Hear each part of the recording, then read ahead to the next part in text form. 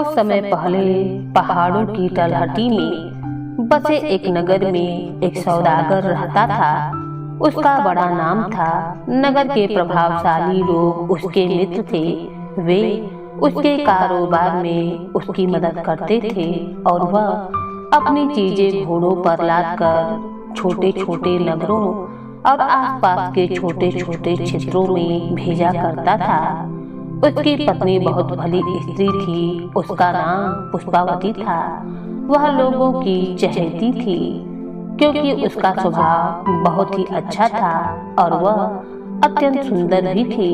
एक दिन सौदागर ने अपनी प्रिय पत्नी से कहा कि वह दूसरे देश की यात्रा करना चाहता है ताकि उसका कारोबार और व्यापार अधिक बढ़ सके। पत्नी ने भी हाँ कर दी। फिर उसने अपने मित्र से कहा कि वह पहाड़ी क्षेत्रों से बाहर जाएगा और व्यापार बढ़ाएगा, अपना सामान भी ले जाएगा और वहाँ की खास चीजें लाकर वह अपने नगर के लोगों में बेचेगा। मित्रों ने भी हाँ कर दी। इसी बीच यहाँ का कारोबार चलाने की जिम्मेदारी उसने अपने एक परम मित्र को दे दी और कहा कि वह पूरा हिसाब किताब बनाए रखे। जो भी मुनाफा हो वह उसकी पत्नी को दे दिया करे। मित्र मान गया। एक सप्ताह के बाद सौदागर अपने एक नौकर को लेकर घोड़े पर सामान रखकर अपनी यात्रा पर निकल पड़ा। उसकी यात्रा लंबी थी और कठिन भी थी। खैर, नदी नालों और दुर्गम रास्तों को पार करता हुआ वह प्रवरसेन के क्षेत्र में जा पहुंचा।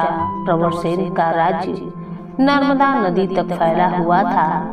वहां व्यापार की असीम संभावनाएं थीं। वह वहीं पर रुक गया और अपने परिश्रम तथा योग्यता से क्रय विक्रय के कामों में व्यस्त होकर नाम कमाने लगा। कुछ ही समय में उसने खूब सारा धन कमा लिया।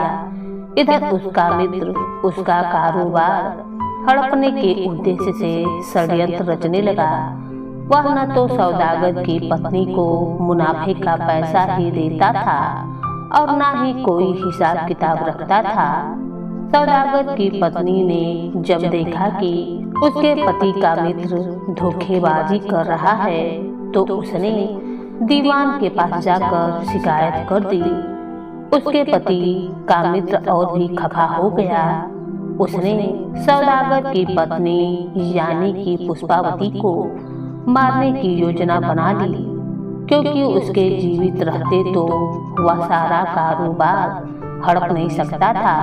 सो उसने अपने खास नौकर को गुप्त रूप से पुष्पावती को बुलाकर तावी नदी में डुबोने की युक्ति बना ली। उसने अपने नौकर से कहा कि जब वह सुबह सुबह नदी के पास के देवी मंदिर में पूजा के लिए जाया करती है तो कल जाएगी तो तब वह उसे बाढ़ से उफनती नदी में किसी तरीके से फेंक दे। नौकर मौके की तलाश में था और जो ही पुष्पावती मंदिर से आकर घाट पर सूर्य नमस्कार करने लगी तो उसने पीछे से आकर उसे जोरों से धक्का दे दिया। पुष्पावती चिल्लाई, पानी में गिर पड़ी और पानी के बहाव के साथ बह चली। संयोग से एक माझी नदी के किनारे नौका बांधने के लिए आया हुआ था। पुष्पावती डूबने ही वाली थी कि माझी ने पानी में तैरकर उसके बाल पकड़ लिए, ऊपर खींचा और नाव में रख लिया। शायद पुष्पावती के शरीर के अंदर पानी घुस गया था। वह सांस नहीं ले पा रही थी।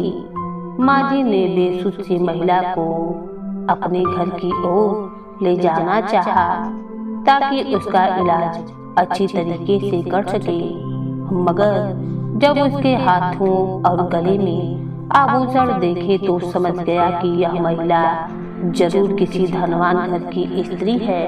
कौन है, लेकिन इसको बचाना तो होगा ही। माझी नाव को अपने गांव की तरफ ले जाने लगा और गांव के पास पहुंचकर उसने नाव किनारे से बांध दी। और कंधे पर उठाकर उस महिला को अपनी झोपड़ी में ले गया। अपनी पत्नी को पुकारने लगा। उसकी पत्नी भागती भागती आई और पूछा, कौन है? किसकी लाश उठा लाए हो? ना जाने कौन है, मैंने डूबते देखा। पानी में सिर्फ इसके बाल नजर आ रहे थे। बड़ी ही मुश्किल से नाव में खींच पाया। इसका मतलब इसके फेफड़ों में पानी भर गया है, बचेगी नहीं। शायद सांस अभी रुकी नहीं है। दोनों ने मिलकर उसकी गर्दन टेढ़ी करके पानी निकालने की कोशिश की। माझी की पत्नी महिला के मुख में सांस देने लगी। पुष्पावती पुनर्जीवित सी होने लगी। दोनों ने उठाकर उसे बिस्तर पर लिटा दिया और उसके शरीर को गर्म रखने की कोशिश करने लगे।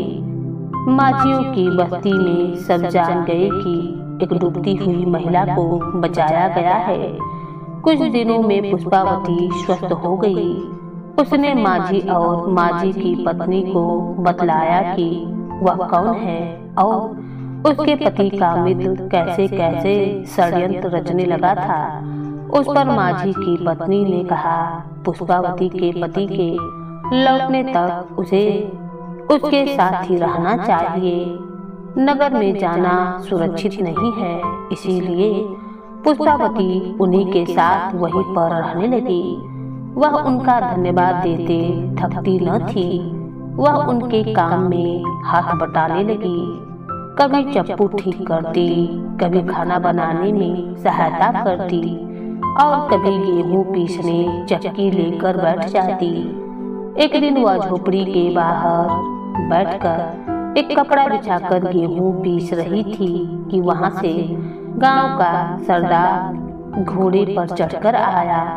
उसने जब पुष्पावती का सुंदर रूप देखा तो घोड़े से उतर गया और उसके समीप आया और पूछा, तुम यहाँ की तो लगती नहीं हो, तुम कौन हो? हाँ, मैं कहीं दूसरी जगह से आई हूँ। तुमने माझी से ब्याह किया है क्या? नहीं, तो तुम सरदार की रानी बनोगी। उसने उसका हाथ पकड़ लिया और घोड़े पर बिठाने लगा। पुष्पावती चिल्लाई। अंदर से माझी की पत्नी बाहर निकल आई। वह सरदार के पास आई और उसने कहा, सरदार, इसे छोड़ दो, यह एक भली औरत है, तभी तो ले जा रहा हूँ। यह कहकर सरदार ने घोड़ा भगाया और कुछ ही देर में ओझल हो गया। सरदार का घर छोटी सी पहाड़ी पर था। उसने पुष्पावती को आंगन में बनी एक कोठरी में बंद किया और बाहर से साकल चढ़ा दी और उससे कह गया कि कल ही तुम्हारे साथ ब्याह करूंगा और फिर अपनी रानी बना के रखूंगा। यह कहकर वह बड़े मकान में घुस गया। कोठरी के भीतर पुष्पावती रोती सी सकती रही, मगर उसकी सहायता को कौन आ सकता था। संध्या के समय सरदार की एक सेविका मोटे अनाज की खिचड़ी लेकर आई। पुष्पावती ने सोचा, यही मौका है यहाँ से निकलने का। उसने सेविका से कहा, बहन प्यास बहुत लगी है, थोड़ा सा पानी ला दोगी? नौकरानी पानी लेने दूसरी तरफ गई तो पुष्पावती ने मौका देखकर चुपचाप बिना कोई आहट किए निकलने का रास्ता ढूंढा। वह आंगन से बाहर आई और पेड़ों के पीछे छिपकर पहाड़ी से उतरने लगी। उसका दिल धड़क रहा था कि कहीं सरदार उसको ढूंढता हुआ बाहर न आ जाए और उसे दोबारा न पकड़ ले। उधर प्रवर सेन की नगरी में सौदागर अपनी पत्नी पुष्पावती के लिए आभूषण खरीद रहा था और अपनी आखिरी पोटली लेकर उसे बेचने के लिए वहां के एक व्यापारी के साथ चुकौती भी कर रहा था। पूरा रात मंदिर में बिताने के बाद पुष्पावती देर तक पहाड़ियों में चलती रही। न ठोर था न ठिकाना। तभी उसे कुछ आवाज सुनाई दी। उसने देखा तो दूर से कुछ घोड़ों को पहाड़ी रास्तों पर चलते आते हुए दिखाई दिए। हाँफती हुई पुष्पावती वहीं पर रुक गई। घोड़े पर सामान लदा हुआ था। घोड़ों को हाँकता हुआ एक व्यक्ति आ रहा था। जब उसने पुष्पावती को देखा तो वह रुक गया और पूछा, कहाँ जाना है? इस जंगल से बाहर कहीं भी ले चलो, किसी गांव या बस्ती में। पुष्पावती ने कहा, मुझे यह सामान लेकर तो उधौल नगर जाना है। वहां तक पहुंचते पहुंचते शाम हो जाएगी। कोई बात नहीं, क्या तुम मुझ पर विश्वास कर सकोगी? क्यों नहीं, तुम भले अच्छे आदमी लगते हो। तुम भी भली औरत लग रही हो, मगर दुखियारी सी हो। हाँ, आओ बैठो इस घोड़े पर, उसकी पीठ पर सामान कम है। ठीक है भाई, तो बहन मुझे अपनी व्यथा कथा सुनाओगी? हो सकता है कि मैं तुम्हारी कुछ मदद कर सकूंगा। क्यों नहीं? पुष्पावती घोड़े पर और वह व्यक्ति घोड़े की लगाम पकड़कर पैदल चलने लगा। रास्ते बहुत सकरे थे, बहुत ध्यान से जा रहा था और उस स्त्री की कथा व्यथा भी सुन रहा था। श्रमिक घुड़सवार ने घोड़े रोके और एक छायादार वृक्ष के नीचे बैठकर बाजरे की रोटियां पुष्पावती को दे दी और बोला, बहन इसमें बस ये 2 ही रोटियां हैं, मैं यही खाता हूँ, तुम भी यही खा लो। भूखी पुष्पावती को वे रूखी रोटियां किसी दावत से कम न लगी। उन सूखी रोटियों में स्वाद था और ताकत भी थी। रोटी खाकर पुष्पावती तृप्त सी हो गई और संतुष्ट थी। फिर व्यापारी बोला, बहन मैं तो उधौल नगर पहुंचकर सामान उतरवाकर घोड़े को घुड़शाला में रखूंगा, फिर घोड़े वाले के लिए बने बीबर में सो जाऊंगा। बाकी घुड़सवार भी वहीं आकर सो जाते हैं, फिर अगले दिन अपने अपने घरों को चले जाते हैं। उस विश्राम गृह के सिवा वहाँ कोई धर्मशाला नहीं है। वहाँ एक मठ है जहाँ साधु तथा सन्यासी रहते हैं, तो तुम मुझे वहीं पर छोड़ देना। यह कहकर वह घोड़े की तरफ आई और दोनों ने आगे की यात्रा प्रारंभ की। प्रवरसेन के क्षेत्र से निकलने की तैयारी में जुटा सौदागर बहुत ही उत्सुक था कि उसे अब वापस अपने घर जाना है और अपनी पत्नी से मिलना है। उसने सोने की मोहरों वाली एक थैली भी रखी थी। रेशम और पाट के कीमती वस्त्र अलग से रखे थे तथा वहाँ के व्यापारी को धन्यवाद देता हुआ अगले ही दिन सुबह सुबह वह अपने देश लौटने की तैयारी करने लगा। इधर मठाधीश ने एक सन्यासी से कहा कि वह पुष्पावती को सभी नियम बतला दे और अपने सदन में ले जाए, जहाँ पर और भी सन्यासिनी रहती थी। पुष्पावती सन्यासी के साथ साथ मठ के भीतर बने मकान में पहुंच गई। उसे वहां सभी स्त्रियां दीपक की रोशनी में कोई धार्मिक ग्रंथ पढ़ती हुई तो कोई पूजा पाठ करती हुई नजर आई। सन्यासी ने पुष्पावती को वस्त्र दिए और एक विशाल कक्ष में बाकियों के साथ रहने की जगह भी दे दी। सारी सन्यासी उसी कक्ष में सोती थीं और ध्यान करती थीं।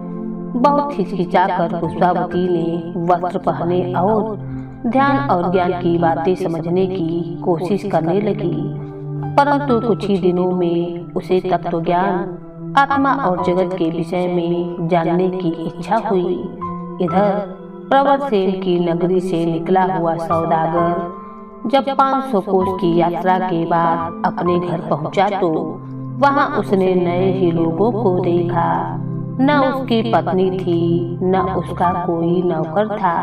उसका सारा कारोबार और उसका घर उसके मित्र ने हड़प लिया था। सौदागर को अपनी पत्नी पुष्पावती की चिंता सताने लगी। वह कहाँ और कैसे होगी, यह कौन बताता। उसने कुछ सोने की मोहरों से एक नया घर खरीदा। जिस नौकर को अपने साथ ले गया था उसे घर में रखा और जो भी कीमती चीजें अपने साथ लाया था उन्हें संभाल कर रखा और फिर पुष्पावती को ढूंढना शुरू कर दिया। उसने अपने पड़ोसियों से, रिश्तेदारों से और कुछ खास मित्रों से पूछा तो पता चला कि जब वह देवी के मंदिर गई थी तब कोई ऐसी घटना घटी होगी कि जिसका उन्हें कोई ज्ञान नहीं, क्योंकि वह मंदिर से लौटी ही नहीं। सौदागर देवी मंदिर के पुजारी से मिला। पुजारी ने भी कहा कि पिछले 8 महीनों से वह मंदिर नहीं आई है, मगर उसे विश्वास है कि वह जीवित है। पुजारी ने उसे उत्तर दिशा में जाकर ढूंढने के लिए कहा। इसीलिए सौदागर त्रिकुटा की पहाड़ियों को पार करता हुआ जय घाटी में जा पहुंचा और किसी अनजान स्त्री के बारे में स्थानीय लोगों से पूछता रहा, मगर कोई न कुछ बता सका। इधर सौदागर के नौकर को अपने मालिक के मित्र का वही सेवक मिला जिसने पुष्पावती को नदी में ढकेला था। उस सेवक के सौदागर ने नौकर को सब कुछ बता दिया और यह भी बताया कि वह बहुत ही पश्चाताप की अग्नि में जल रहा है। उसे ग्लानि और अनुपात ने अंदर ही अंदर भस्म कर डाला है, क्योंकि उसने एक निर्दोष स्त्री को बिना कारण ही अपने लालची मालिक के कहने पर नदी में डुबोया था।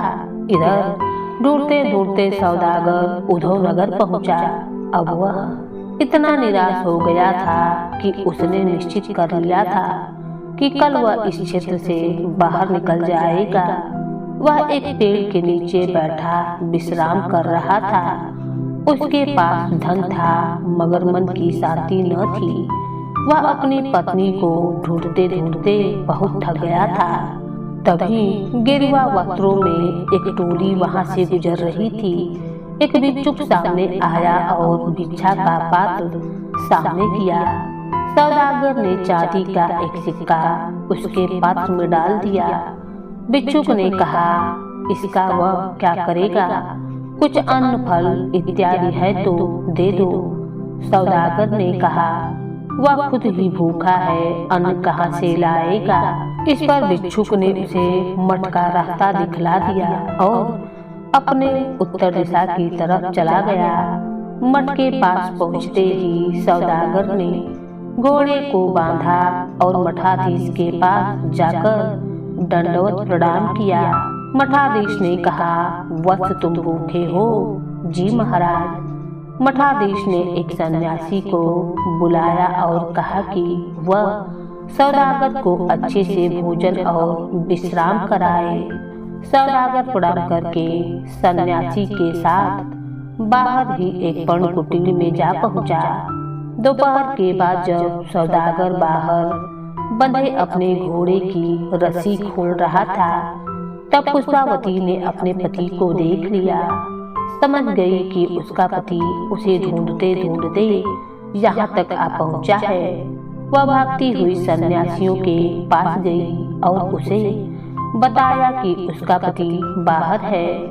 सन्यासी ने उसी समय एक भिक्षुक को मठ के द्वार के पास भेजा और कहा कि आगंतुक को जाने न दे।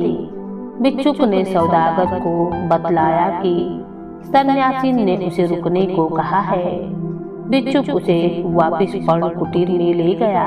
सन्यासी पुष्पावती को और भिक्षुक सौदागर को मठाधीश के पास ले गई। सौदागर ने जब अपनी पत्नी को गिरवा वस्त्रों में देखा तो घबरा गया।